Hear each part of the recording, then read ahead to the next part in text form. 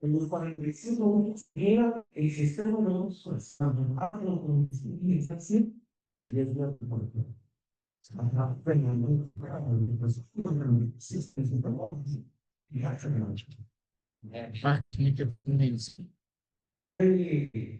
Leyes o ideas interesantes para pero la vida es estudiar entra al mundo del futuro y el tiempo regular.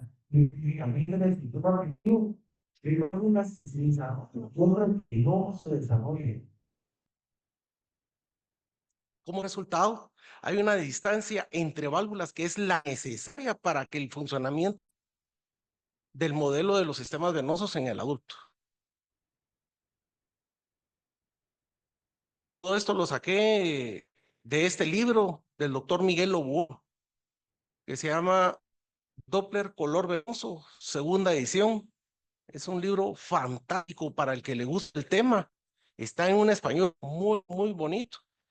Con bastante, es un atlas y en él el que quiera aprender, aprende de paz a pasta y hay diferentes formas, como la Biblia, ¿verdad? Hay muchas formas de poderlo leer y abordar.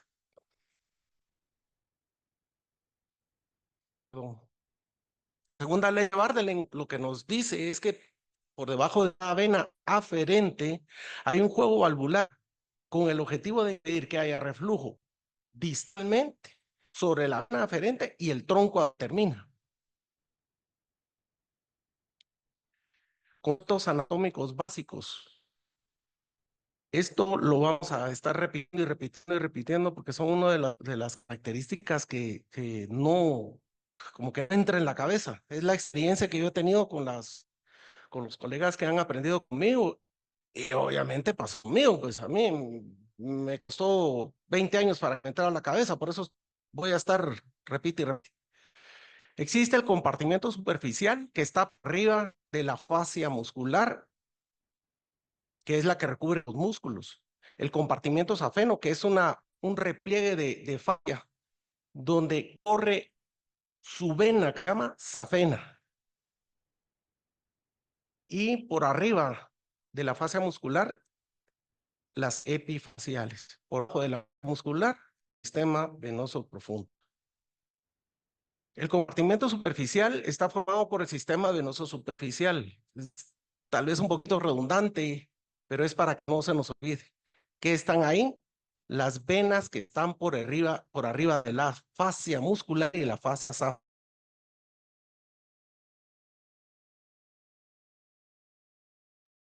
Venas epifaciales. Veremos cuál es el grupo de las venas que está metido en ese grupo. Compartimientos safenos son las venas truncales longitudinales que son exclusivamente en ese espacio. La vena safena. Safena mayor, safena menor, y en los brazos está la cefálica, como un ejemplo, sobre todo en el brazo.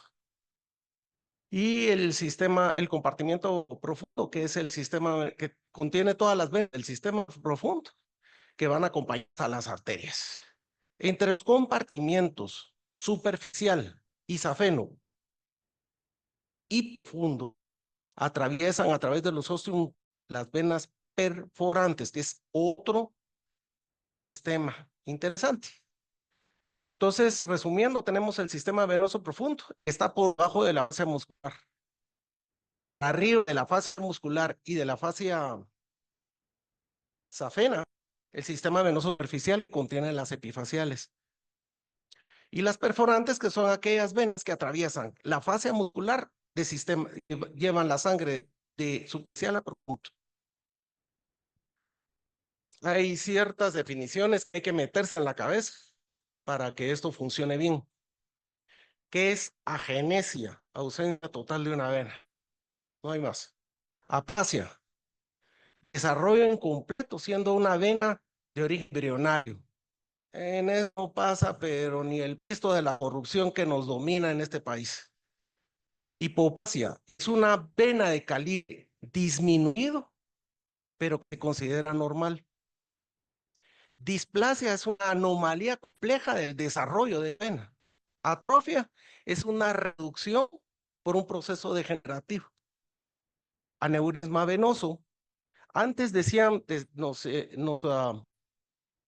me viene a la mente, los aneurismas eran en arterias, porque no tenían, porque no tenían íntima o adventiva, no ya no me acuerdo cuál de las dos capas tenía, era una insistencia de los patólogos, pero ya en consenso, en la Unión Internacional de Flebología, etcétera, etcétera, cualquier dilatación la vamos a referir como neurisma, se vale en lenguaje. Venomegalia ovate es una dilatación difusa de la vena en mayor 50% del diámetro esperable o comparable con el miembro contralateral de la misma. Y duplicación son dos venas con trayecto y relaciones idénticas en el mismo espacio. Ahí vamos a ir viendo un poquito todo esto para aclararlo. Perdón. Vale.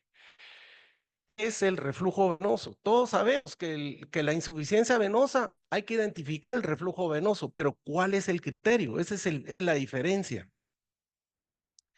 El reflujo se considera cualquier reflujo patológico o que tiene una dirección fisiológica, porque también puede haber reflujo patológico, ¿no? En venas superficiales o profundas que dure más de 0,5 a 1 segundo. Si dura menos de 0,5 o 0,5 pegadito, puede ser sospechoso. Ese es un criterio, es una ayuda, es una guía. Lo más importante es su criterio clínico, el criterio radiológico para el diagnóstico, porque no todo lo que tenga reflujo es insuficiente, hay que tener cuidado. El método es ultrasonido en bipedestación, insisto, parado, no acostado. Puede haber reflujo en pacientes en decúbito, aunque pujen intensamente.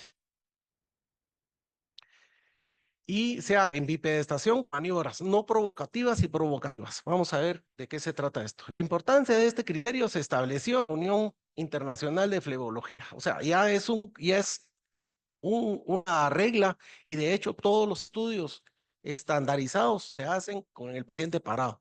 La única indicación o la única razón de hacer un paciente acostado, un Doppler venoso, un Doppler, ultrasonido venoso, es para aquel paciente que estamos buscando trombosis.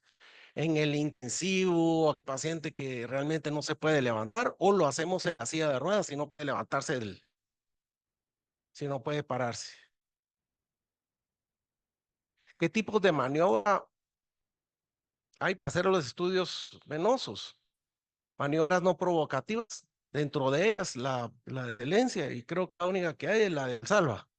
Eleva la presión en las venas iliofemorales, puede provocar reflujo venoso, sin insuficiencia valvular en los sistemas venosos superficial y profundo, y también ayuda a iniciar el punto de fuga en el sistema venoso superficial o perforante. Dentro de las maneras no provocativas está la maniobra de Paraná. Esto fue un argentino que vivía, su ciudad, no, ¿cuál es? Si es Santa Fe o Rosario, no lo sé, pero fue un cirujano que hace ultrasonido y se le ocurrió empujar al paciente y vio que al empujarlo había flujo anterógrado. Entonces se estandarizó y ahora lo hacemos. Es otra herramienta más para buscar reflujo. Es un paciente que está parado, estamos buscando la vena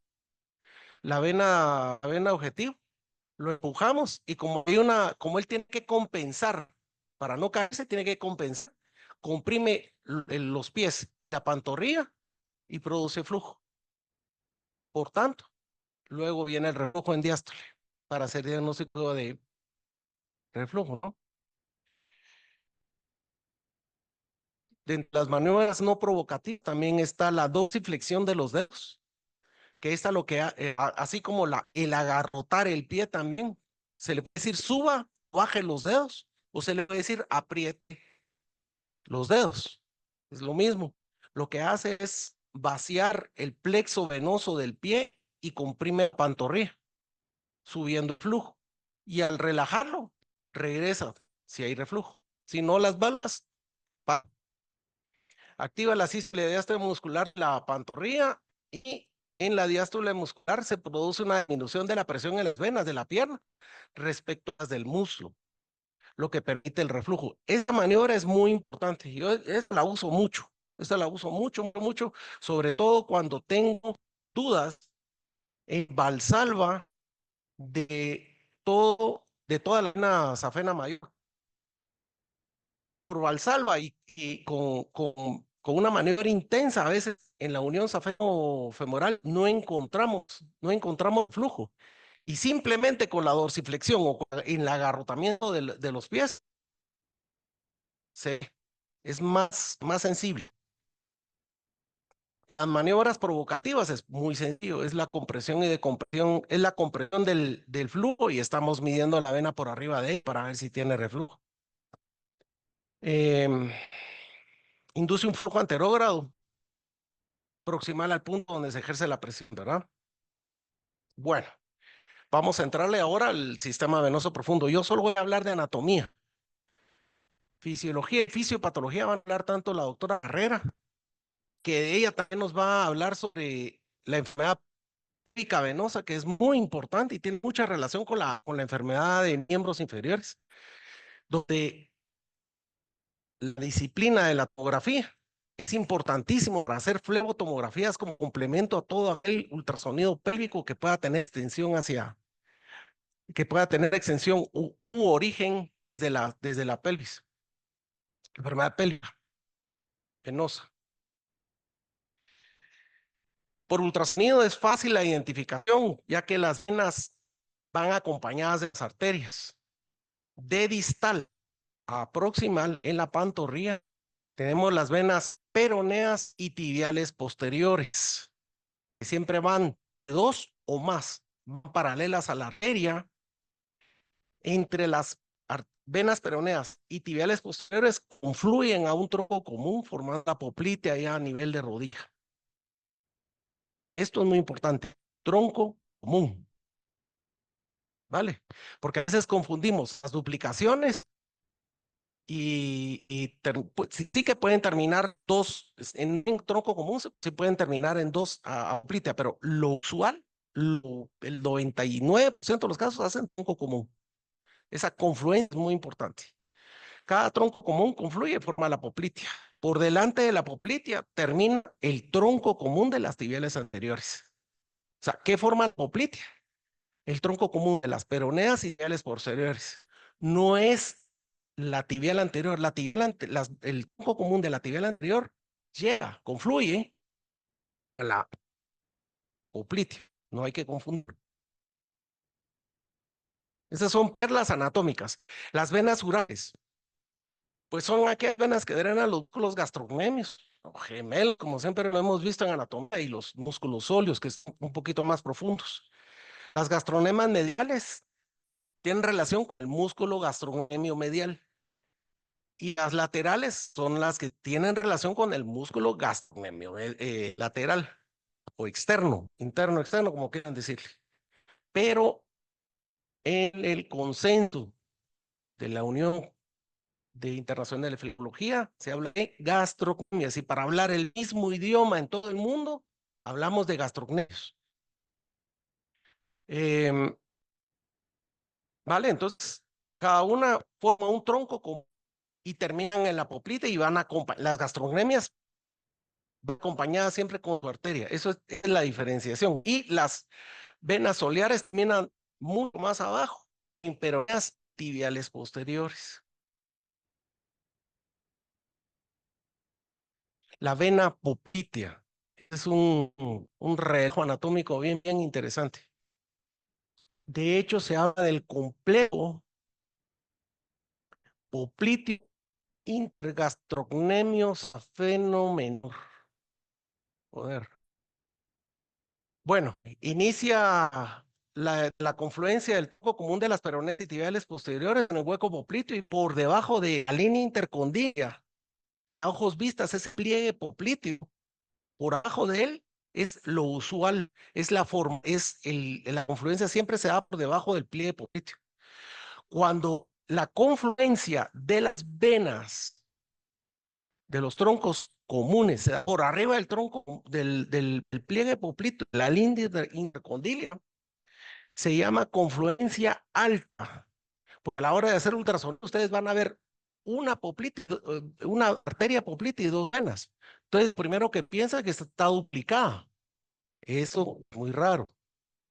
Cuando tienen un caso así, el 5% de esos casos que están viendo, solo el 5% es una duplicación. Vamos a ver en una diapositiva que viene más adelante cuál es la diferenciación entre ambas. Es muy sencillo. Aquí tenemos el tronco común de la peronea, perdón, de la peronea y de la tibial posterior formando la poplilla. Y cada una con sus válvulas.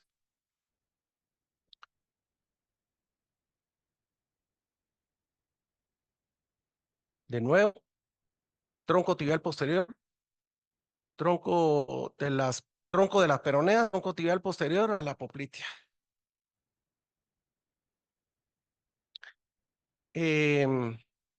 Las duplicaciones solo representan el 5% y lo que tenemos que ver para diferenciar la confluencia alta de la poplita con la duplicación es que la duplicación se bifurca y confluye en forma de asa. Eso solo es el 5% de los pacientes. Yo sí he visto varios, pues, pero como es algo normal, ni lo reporto, pero no hay que confundirlo, porque es muy fácil para cuando uno no está pendiente de ese hallazgo, es muy fácil. ¿Y cuál es la importancia de identificar la duplicación? Que puede haber trombosis en una, sin clínica, ¿va? Ahí está la importancia de tenerlo en mente. El 95%, vuelvo a decirlo, es confluencia cuando encontramos dos venas por una arteria poplitea. Ahora otro hallazgo interesante. El 20% de las duplicaciones de la vena femoral, no estoy hablando de femoral superficial, sino de vena femoral, el 20% se asocia con una duplicación proximal de las venas popliteas. Es una continuidad, pasa a través del anillo de Hunter. Aquí tenemos dos venas por una arteria. Tenemos la intergastrocnemia y la vena safena menor. Se dan cuenta que la vena safena menor está en su espacio safeno. Fascia safena, fascia muscular. Por debajo de ella, exactamente, está la vena intergastrocnemia, que es una vena muy importante. Siempre la dejamos ir, sobre todo en aquellos procesos post-trombóticos, tiene su papel, porque esta conecta el plexo ciático, que es una vena alterna cuando el sistema venoso profundo se obstruye, sube por esa vía, por el plexo ciático. Y aquí en este caso, pues tenemos las dos venas, que era una duplicación asimétrica, es decir, una vena de mayor tamaño que la otra. La vena femoral, yendo un poquito más proximal. La vena femoral, no, por favor, hay que quitarse la vena femoral superficial. Yo desgraciadamente he visto muchos informes donde hablan todavía de vena femoral superficial. La palabra superficial en los consensos que ha habido de la UIP, le quitaron la palabra superficial porque siendo una vena profunda, da la idea de que puede ser superficial. Entonces, para evitar esa confusión, le quitaron la palabra vena femoral superficial, solo se habla de superficial. ¿Vale? Ahora, la vena femoral del anillo de Hunter, a través del canal femoral hasta y termina en confluencia con la femoral profunda. Luego de la confluencia de estas dos femorales, forma la femoral común. Vemos en el esquema la femoral, la confluencia con la femoral profunda formando la femoral común. Un detalle anatómico muy interesante es que la bifurcación de las arterias femorales es 2-3 centímetros por debajo de la confluencia de las venas femorales. Cuando hay confluencia, quiere decir que son dos vasos que se unen. convergente, confluencia. Y cuando hablamos de bifurcación, son dos vasos que se dividen. Uno en dos, ¿vale? El otro es dos en uno. Entonces no vamos a hablar de venas, no vamos, por la dirección del flujo, no vamos a estar hablando realmente de la bifurcación. Estamos refiriéndonos mal anatómicamente. Estamos hablando de confluencia. Es una palabra que nos tenemos que quitar porque las venas son venas y las arterias son arterias. Y sus características fisiológicas son muy diferentes. Entonces no hay que confundir una cosa con otra. Otra cosa que da pena es que hablan de estenosis de las venas, pero en porcentajes. Eso no es posible si la vena es elástica. Lo que hoy puede ser 50%, mañana puede ser 20%. Hay que tener mucho cuidado, no hay que reportar, solo hay que hablar de estrecheces y flujos y las características de los flujos. Eso lo veremos mañana, si nos presenta algún síndrome postrombótico.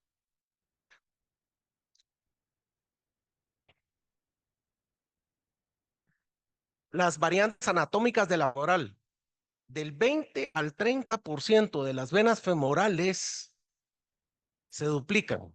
Raro triplicación o hasta puede haber plexiformes. Yo lo he visto una triplicación y plexiformes jamás. Y si lo veo, me vuelvo loco porque va a ser difícil encontrar la entrada y la salida, ¿no? ¿Cuál es la importancia de identificar las duplicaciones, amigos? Por la trombosis. Una puede estar tapada y la otra puede estar destapada. ¿Cuál es la significancia clínica de esto? Simplemente no les va a hacer clínica de obstrucción, es decir, no les va a dar edema, porque tiene una vía alterna para el flujo retorne. Entonces hay que tener mucho cuidado. En las venas pleurales pueden ser muy traicioneras, como la altura de las venas poplitas. Si ustedes tienen eso en mente, no se les va. Y la otra es que también la que está trombosada puede tener la misma ecogenicidad del músculo y el paciente termine en embolia pulmonar en el intensivo, ¿no? Entonces hay que tener mucho ojo por eso. Yo hasta ahorita no sé si me ha pasado o no, pero seguro, seguro sí me va a haber pasado. Seguro, son 30 años. De las duplicaciones ya habíamos hablado de simétricas y asimétricas. Aquí tenemos un caso donde la vena no se llena, que tiene trombo. Perdón, sí, tiene un trombo poquito recanalizado. Lo que estamos hablando es de sinequias postrombóticas, que eso vamos a ver mañana. Vamos a hablar mañana, perdón. Y para terminar, las venas ilíacas, la vena femoral común termina en el ligamento inguinal. Arriba de ella ya es pélvica, a la ilíaca externa. Y luego la confluencia entre la ilíaca externa y la hipogástrica termina en la ilíaca común. La confluencia de las ilíacas comunes formarán la vena inferior. En esto no me meto más porque la doctora Carrera nos va a enriquecer mucho con este tema. Hablando de triplicaciones. Una, dos y tres. ¿Qué pasa con una de las venas? Sinequias. Paciente asintomático. Él tuvo trombosis y no lo sabía. Y aquí tenemos una sinequis. ¿Ok? Entonces hay que tener cuidado. Él no pasó con embolia pulmonar, pero sí lo pudo haber, lo pudo haber vivido.